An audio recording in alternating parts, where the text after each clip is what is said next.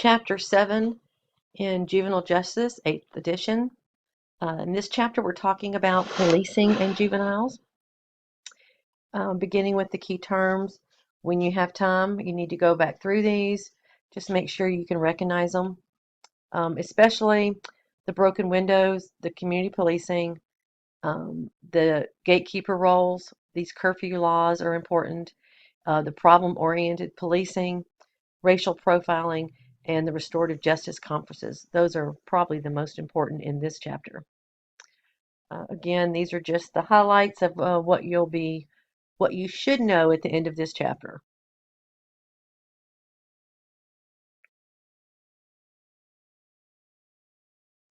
The police force are called the gatekeepers for juveniles. They are usually the ones that have the initial contact with juveniles.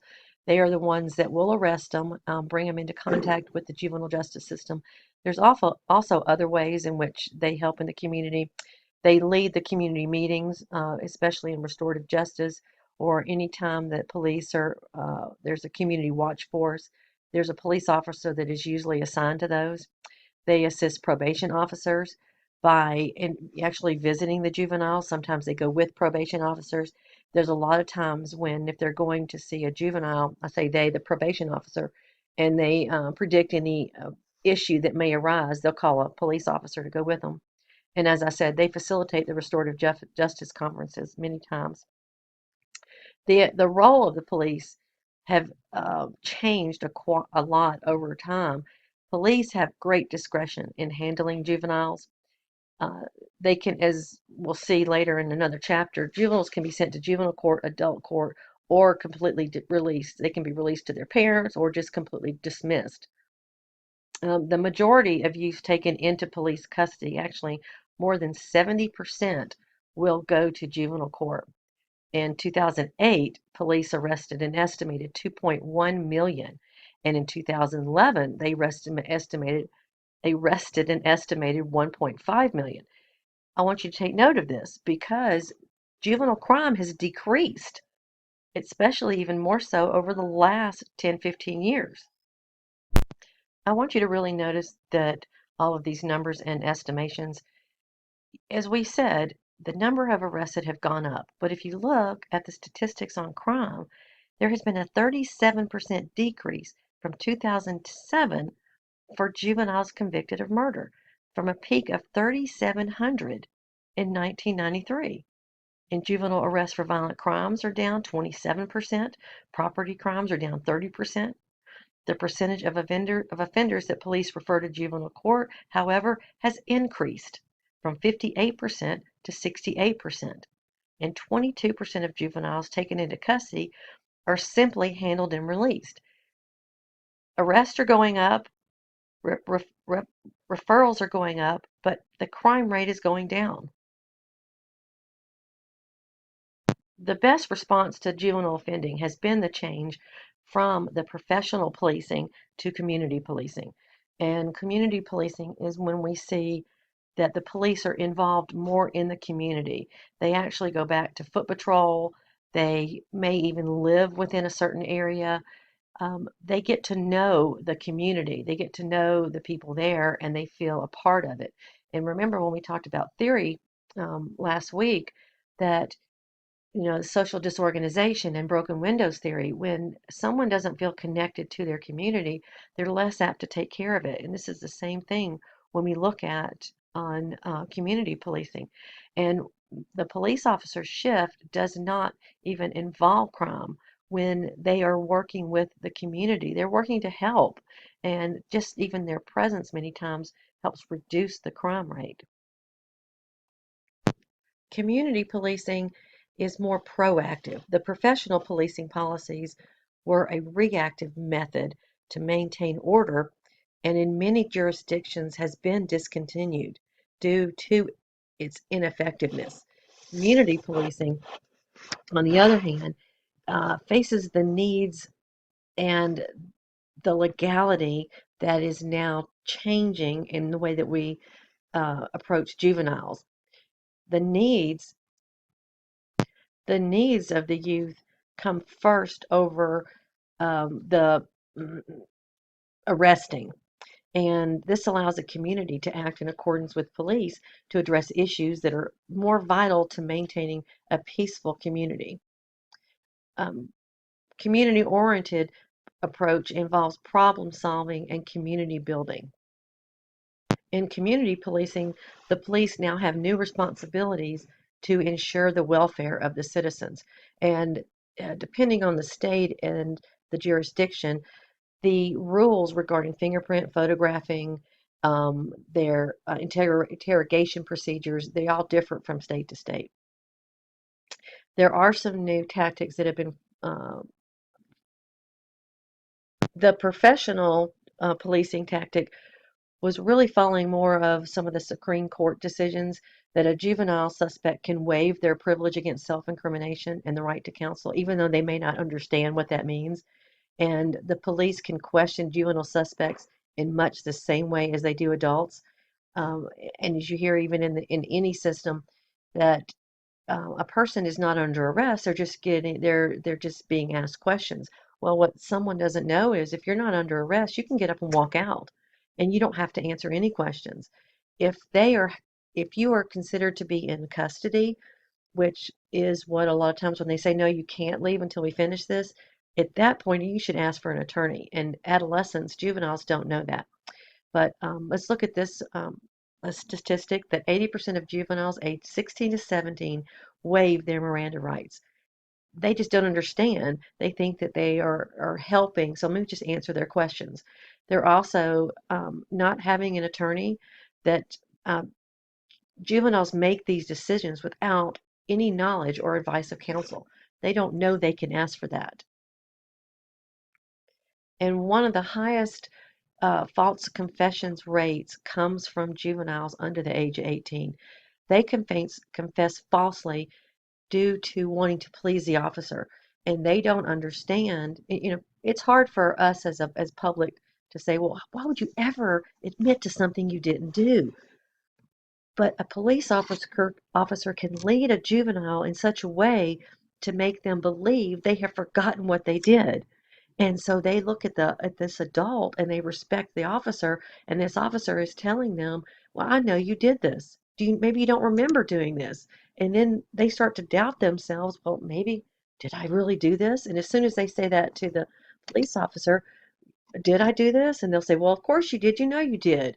I know that you did this and this and this. And they'll be like, oh my gosh, maybe I did. As I said, police officers are the gatekeepers to the juvenile system. They experience conflict between wanting to prevent and control crime and feeling the duty to prevent delinquency. So they are the ones that are the first ones to approach. And, many times they're just involved with order maintenance. They don't really want to fight the crime. They want to break up and just send them on home. And most frequent police encounters, even with juveniles, are traffic related offenses. And this is where the police discretion comes in, because a police can decide under their discretionary tactics that whether to arrest somebody, whether to question them, whether to just let them go. And there's a lot of uh, factors that can influence that, like, being out late, disrespect, the seriousness of the offense, um, whether or not they want to arrest them at that point, whether or not it's what they believe at that time. The use of excessive force by police, it continues to rise. And actually, the reason that we think that it's rising, and I'm sorry, I misspoke. It does not continue to rise. The number of reports arise because we see it more in the media. And youths report more harassment from the police than adults do. And the statistics show us that African American youths report being hassled by the police 46.6% more than white youths. Reports of excessive force come more so from the inner city areas like New York and Los Angeles. The use of deadly force by professional policing, the law has changed on the use of deadly force years ago, and it was okay for a police officer to shoot a fleeing suspect. If they believed that they had just committed a crime, they could shoot them in the back as they were running away. And here's the case right here of Edward Garner, Tennessee versus Garner. He was a 15-year-old boy, and I believe he was committing a robbery in a home, and the police responded and they shot and killed him as he was fleeing away from the home. And it was because at that time there was the fleeing felon rule that authorized police to shoot any fleeing felon. Well, that has now changed, and the use of deadly force is to prevent the escape of all felony suspects, whatever the circumstances is. The sus where the suspect poses no immediate threat to the officer and no threat to others, right here, the harm resulting from failing to apprehend him does not justify the use of deadly force. This is saying that if a juvenile or any suspect is fleeing an area, the police have to believe that there's an imminent threat from that escaped suspect in order to shoot him. Of course, now police can use that as an excuse. They can say, well, they just killed this whole family in the house, so we think they're going to kill somebody else. Or they may say they were waving a gun at us and shooting as they ran, and so we shot them. But the rule does state it has to be immediate harm.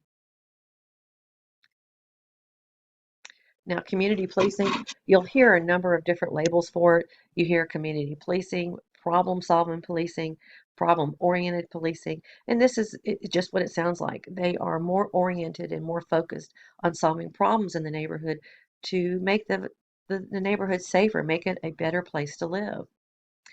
I talked to you about the broken windows policing that focuses on crime and disorder like the teens tearing up, writing graffiti, that disorder demoralizes community, undermines commerce, creates fear in citizens, causes them to stay off the street. This therefore causes them to spend less money, so economics is affected.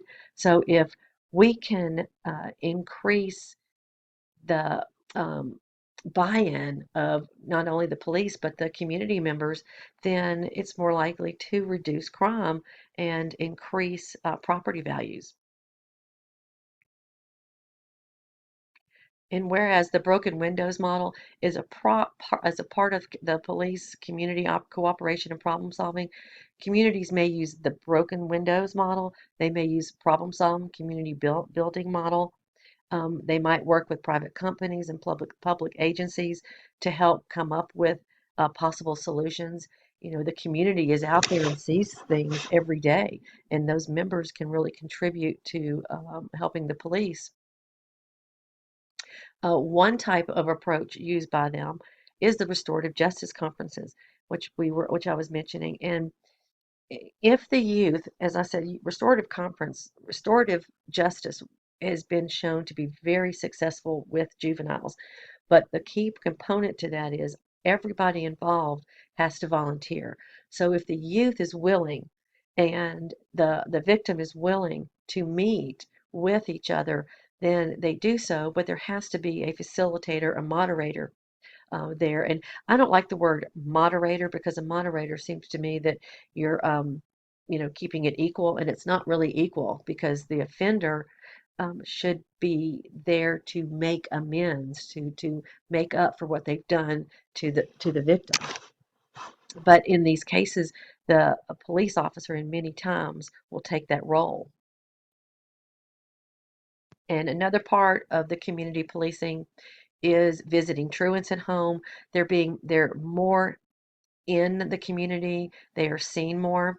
They are converting crack houses into substations where these youths can come and talk to police. There's other programs that the police have designed within the community to get the youth off the streets and doing something productive, just as we talked about with control theory, self-control theory. If we can have a youth that is involved in something, then they are less apt to participate in deviant behaviors.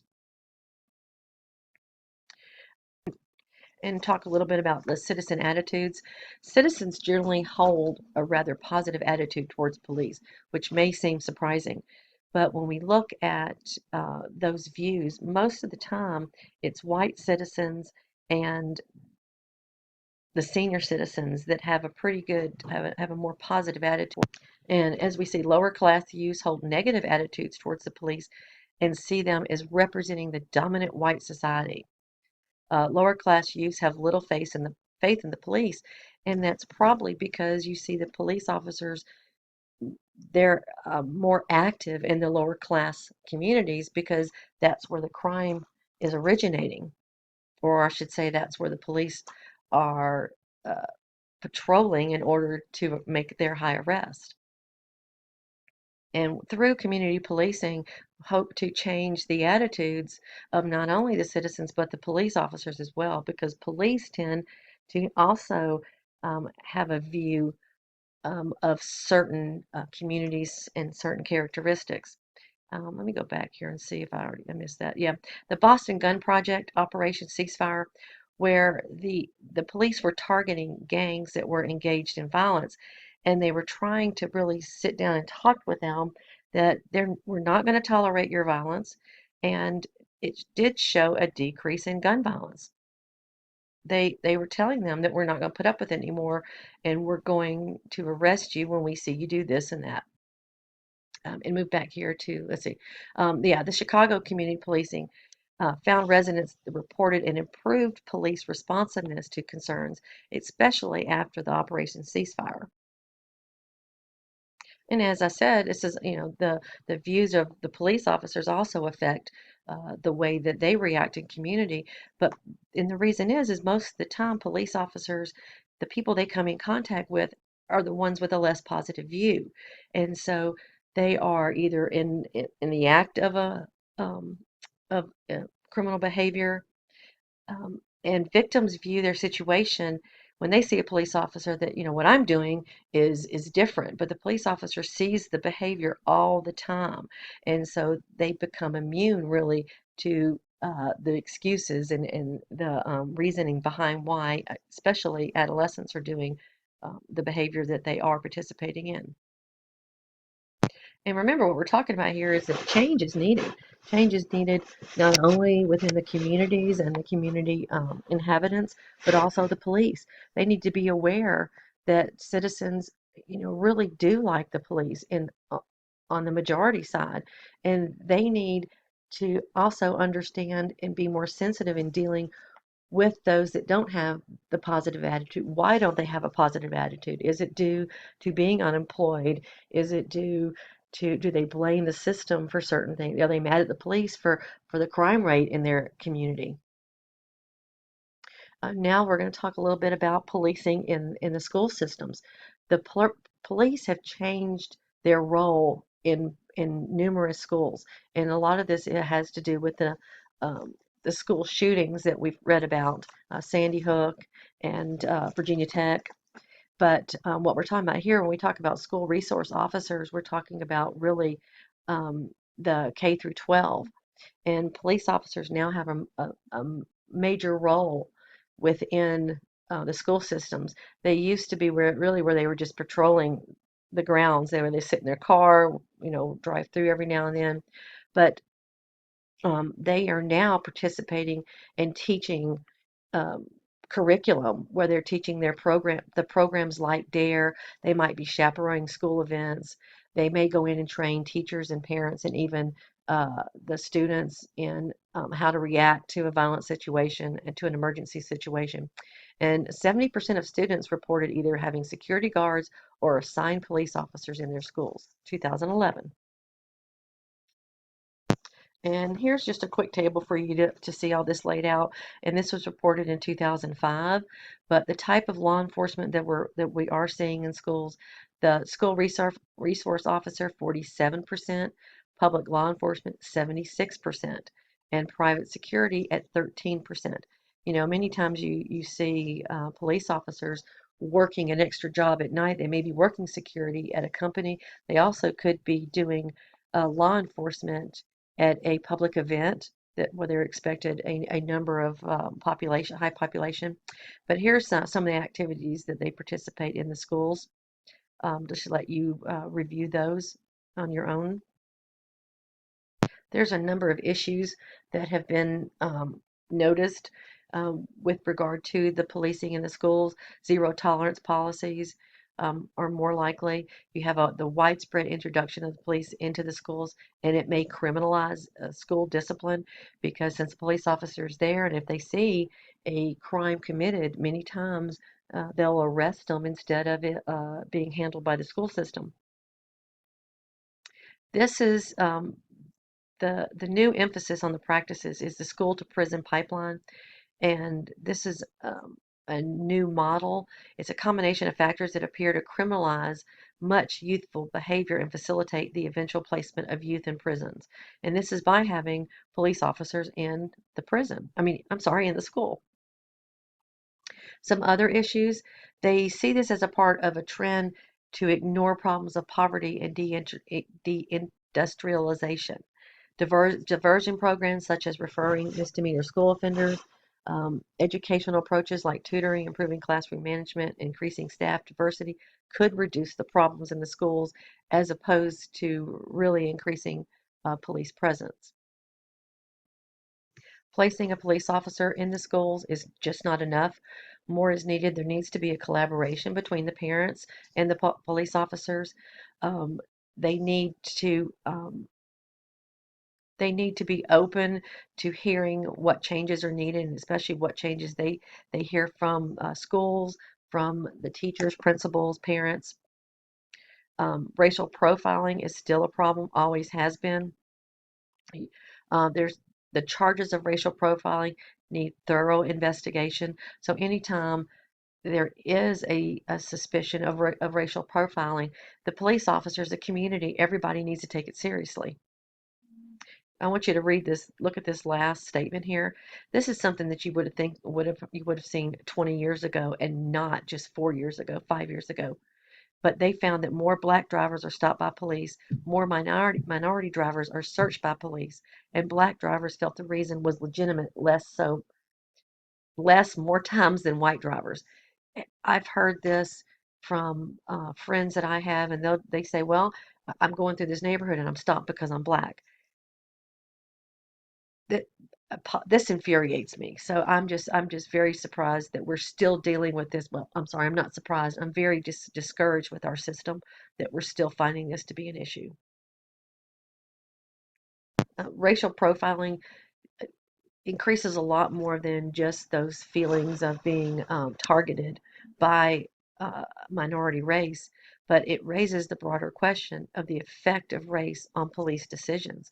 And are African American males being arrested more so because of their color than because of their actions? And this leads to disproportionate minority contact, meaning that minority youths are more likely to be arrested or adjudicated delinquent. This is true. Research shows this. If we look at any jurisdiction and you look at the difference between an African American or a minority coming to the judge as opposed to a white, that minority is getting a stricter punishment.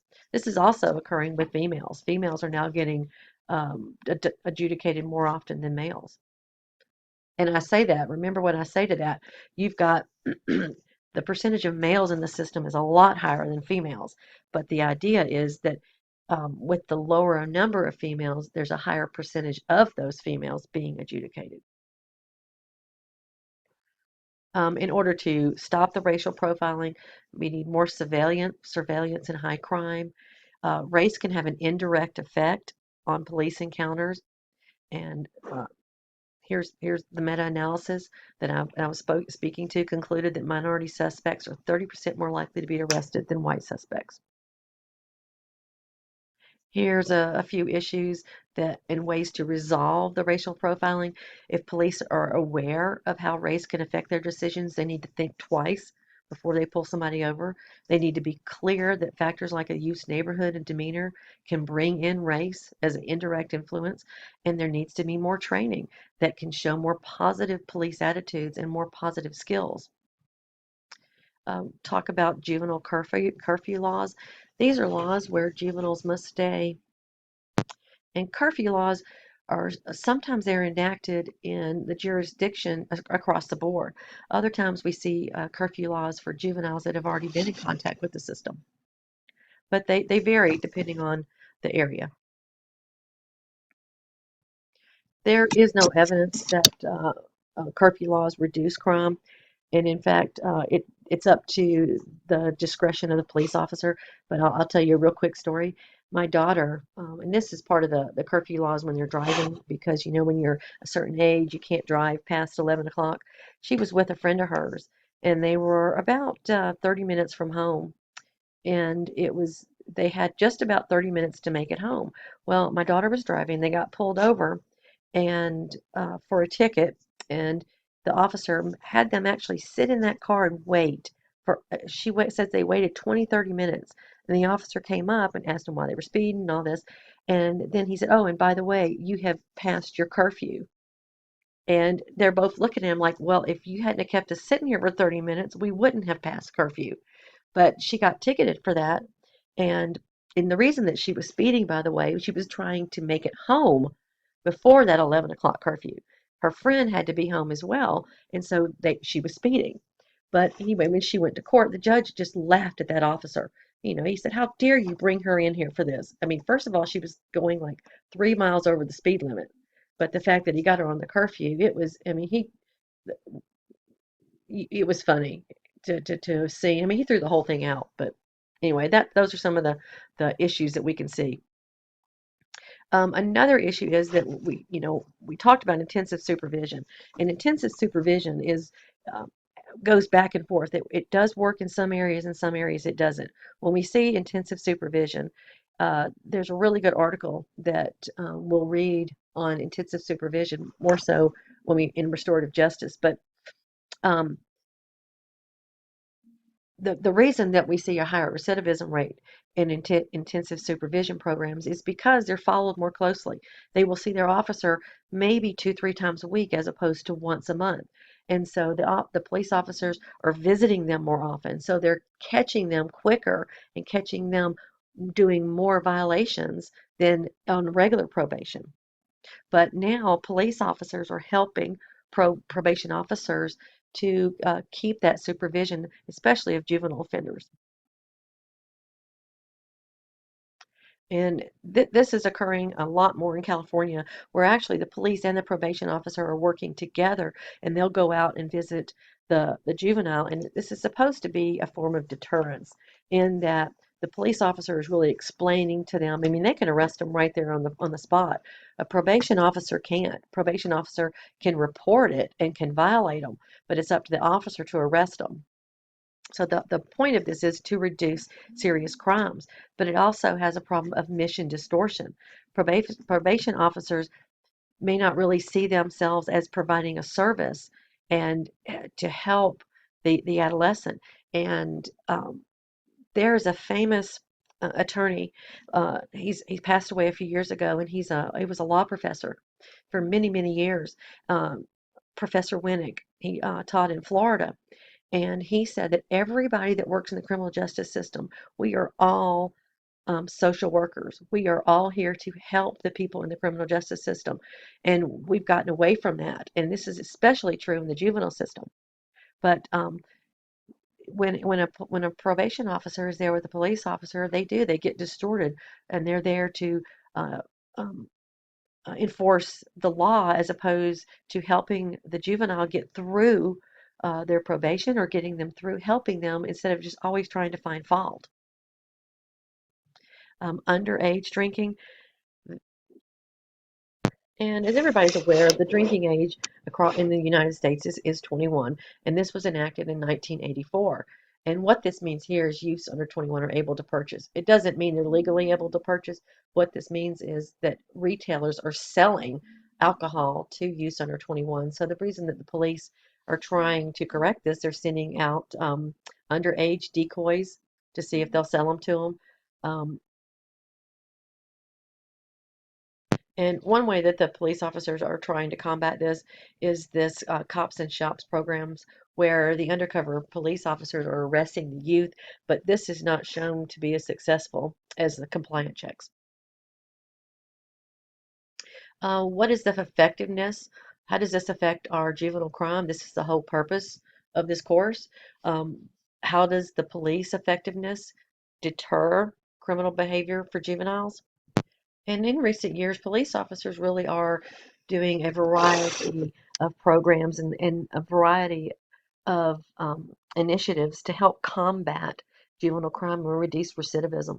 We hear of programs all the time where the police officers, and I tapped on this a few minutes ago, where the officers are starting programs within their communities to help juveniles from committing future crimes and keep them out of the court systems. You know, not everything works, but we need more research to find out exactly what is reducing crime.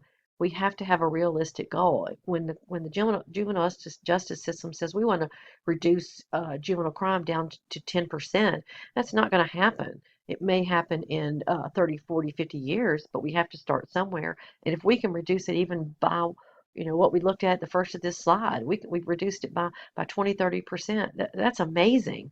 So we just need to continue to have these programs in the communities and these problem solving approaches.